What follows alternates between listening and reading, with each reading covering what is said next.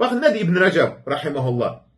Çıxış yolunun çətinliklə asanlığın isə çətinliklə yanaşı, yəni bir problemi var, onu nə edirsən? Gözləyirsən. Və aleykumussalam.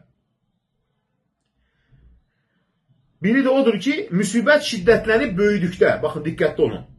Müsibət şiddətlənib böyüdükdə və pik həddinə çatdıqda bəndə məxluq tərəfindən çıxış yolunun olmadığını ümidini kəsir.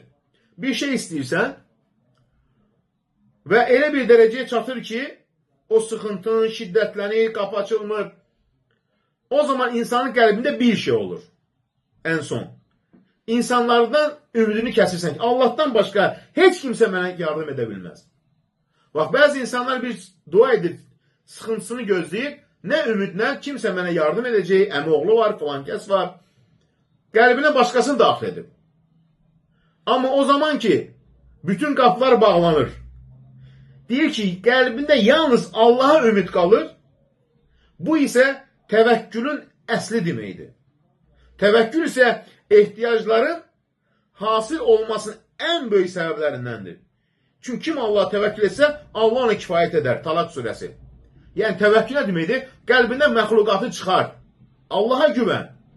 Subhanallah.